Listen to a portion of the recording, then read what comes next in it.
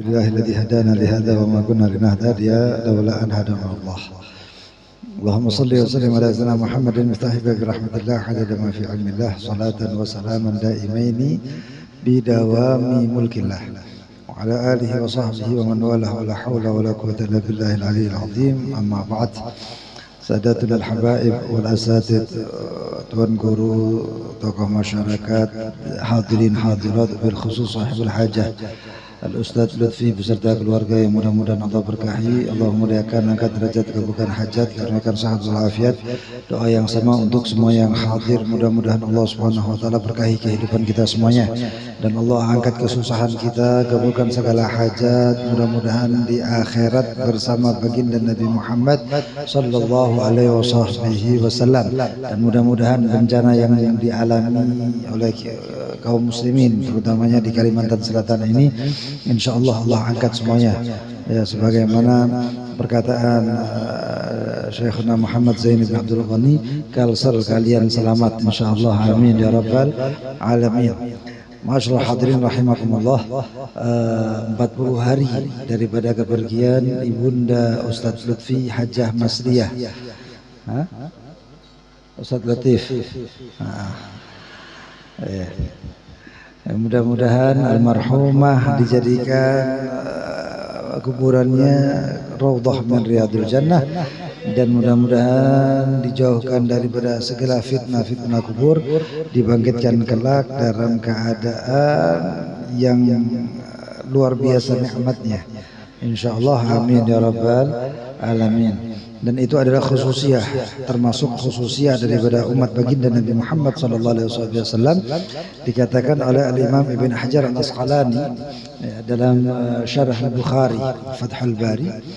Itu salah satunya dikatakan daripada khususiyatnya umat Nabi Muhammad sallallahu alaihi wasallam, itu umat Nabi Muhammad dibangkitkan dari alam kubur dalam keadaan tidak membawa dosa.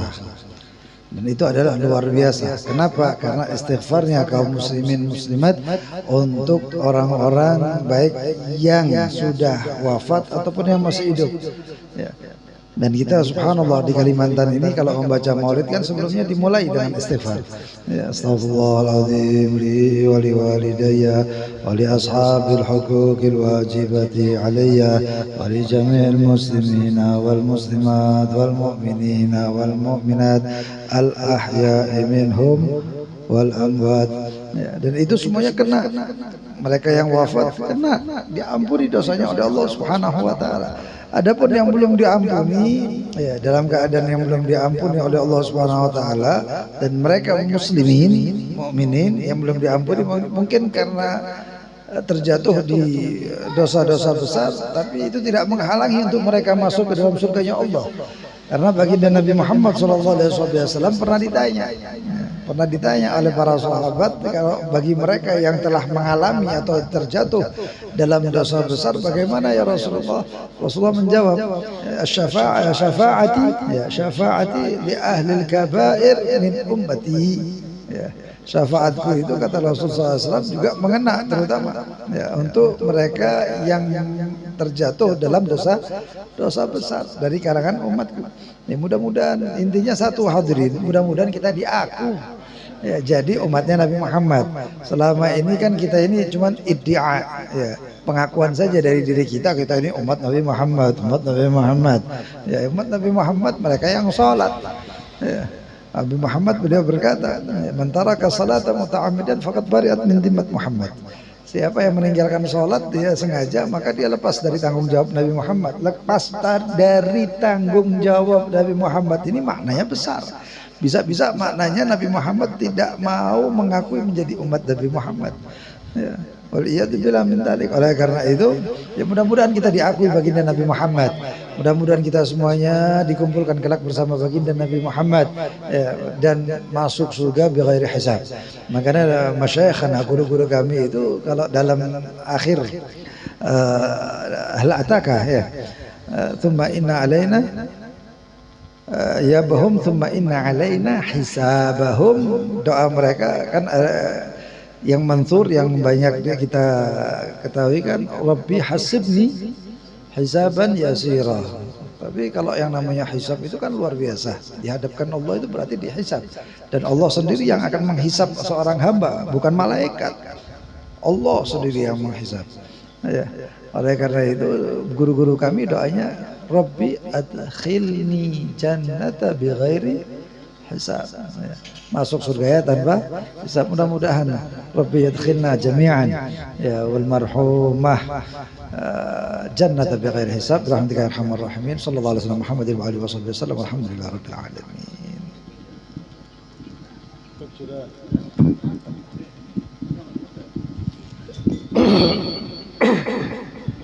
Assalamualaikum warahmatullahi wabarakatuh. Alhamdulillah wassalatu wassalamu ala sayyidina Rasulillah sayyidina Muhammad ibni Abdullah wa ala alihi wa sahbihi wa man walah wa man tabi'ahu huda ma ba'du. Para habaib, para guru agama, tuan rumah, Ustaz Latif, sekeluarga, hadirin yang kita semuanya insyaallah selalu dan senantiasa dirahmati oleh Allah. Alhamdulillah, meninggalnya ibunda dari Ustaz Latif ini juga peringatan bagi kita yang masih hidup bahwasanya kita juga akan meninggal dunia. Sehingga Rasulullah sendiri menyampaikan kafa bil mauti idatan, cukup kematian itu sebagai nasihat bagi yang masih hidup. Memang nyatanya di kenyataan ini ada yang lebih muda dari kita sudah meninggal dunia, ada yang lebih sehat dari kita sudah meninggal dunia, ada yang usianya tua tapi Masya Allah masih panjang umur. Sehingga kita sudah seharusnya mempersiapkan bekal untuk kematian kita. Bekal kita sendiri yang mempersiapkannya, dan kita mempersiapkan bekal ketika kita sudah meninggal dunia. Bekal yang kita persiapkan dengan sendirinya adalah melakukan banyak amal soleh, yang mana Rasulullah sendiri telah memberikan amalan-amalan yang sedikit tapi pahalanya besar. Di antaranya beliau bersabda, man qala hina yusbihu jazallahu anna Muhammadan afdala ma khaira jazallahu anna Muhammadan ma huwa ahluh, jazallahu anna Muhammadan ma huwa ahluh 3 kali. Maka katanya Rasulullah, at'aba sab'ina katiban alfa sabah, pahalanya akan ditulis oleh 70 malaikat selama 1000 hari. Kemudian ditambahi oleh ulama kita, jazallahu anna sayyidana Muhammadan sallallahu alaihi wasallam khairan, jazallahu anna sayyidana Muhammadan sallallahu alaihi wasallam ma huwa ahluh 3 kali. Bayangkan hanya 3 kali saja dicatat sama 70 malaikat. Dan malaikat itu kalau nyatat lebih cepat dari kita, karena malaikat terbuat dari cahaya. Kita pernah mendengar yang namanya kecepatan cahaya, pesawat yang diciptakan oleh manusia. Ini ciptaan manusia, bagaimana dengan malaikat? Dan dicatatnya sampai 1000 pagi. Luar biasa. Umat ini spesial, istimewa. Beramal sedikit saja pahalanya besar luar biasa. Di antara juga Rasulullah SAW menyampaikan, barang siapa yang sholat 6 rakaat setelah maghrib dengan tanpa berbicara di antara masing-masing 2 rakaat, jadi 6 rakaat setelah maghrib, pahalanya dicatat oleh Allah seakan-akan dia ibadah sunnah kepada Allah selama 12 tahun. Padahal hanya 6 rakaat saja. Masih lebih lama kita Facebookan, masih lebih lama kita bersosmed. Padahal yang dilihat di sosmed banyak yang nggak manfaat. Subhanallah. Ini Nabi Muhammad sengaja minta kepada Allah agar umatnya ini meskipun amalnya sedikit tapi pahalanya luar biasa. Juga banyak amalan-amalan yang lainnya yang disampaikan sendiri oleh junjungan kita bersama Nabi besar Muhammad SAW. Di antaranya ada seorang badui yang membanggakan onta merah miliknya. Dulu onta merah itu kendaraan termahal pada saat itu. Harganya bisa sampai 10 kali lipat dari onta biasa. Jadi kalau onta biasa sekitar 25 juta, sekarang 250 juta. Dan itu kendaraan termahal. Seperti sekarang kendaraan termahal apa? Ada Lamborghini lah istilahnya ya. Lamborghini dan lain sebagainya lah. Tiba-tiba hilang. Onta merah yang dia bangga-banggakan ini tiba-tiba hilang. Stres. Maka dia teriak-teriak di jalanan Madinah, aina ibili, mana ontaku, sampai depan rumahnya Nabi. Nabi keluar dari rumahnya tanya, "Ma baluk, ada apa?" "Dha'at ibli ya Rasulullah." "Ontaku hilang ya Rasulullah." Maka Rasulullah menyampaikan, "Dhanantu annaka fatatka takbiratul ihram khalfal imam." Saya pikir kamu teriak sedemikian rupa karena kamu ketinggalan takbiratul ihram setelah takbiratul ihramnya imam. Jadi pemakmum salat berjamaah, setelah imam Allahu Akbar langsung Allahu Akbar. Maka si badui, ya dasar badui, tapi alhamdulillah Sidin bertanya, "Takbiratul ihram khalfal imam khairun min ibli ya Rasulullah?" Apakah takbiratul ihram setelah takbiratul ihramnya imam lebih baik dari 250 juta ya Rasulullah? Kalau kita gimana kita? Kita hari ini 250 juta sama sholat berjamaah, milih yang mana? 250 juta lah. La ilaha illallah. Senyum Nabi Muhammad dan mengatakan, "Bal khairun minad dunya muli'at ibilan." Takbiratul ihram setelah takbiratul ihramnya imam itu lebih baik daripada dunia secara keseluruhan yang dipenuhi dengan onta. Itu duitnya nggak kehitung ya. Orang kena apa namanya anggaran MBG aja bingung orang-orang ini. Banyak benar anggaran MBG ini. Ini dunia yang dipenuhi dengan onta, nggak ada apa-apanya. Maksudnya kalau kita punya dunia ini dan dipenuhi dengan onta, semuanya kita sedekahkan di jalan Allah, pahalanya masih kalah dengan takbiratul ihram setelah takbiratul ihramnya imam. Ini Islam luar biasa Nabi Muhammad ini. Betul-betul Sidin berusaha agar umatnya memperbanyak amal saleh sehingga bisa masuk surga. Yang kedua, kita mempersiapkan amal saleh yang kita sudah meninggal dunia tetap kirim pahala. Rasulullah menyampaikan dalam hadisnya, "Idza mata ibnu Adam inqata'a amalu illa min thalath."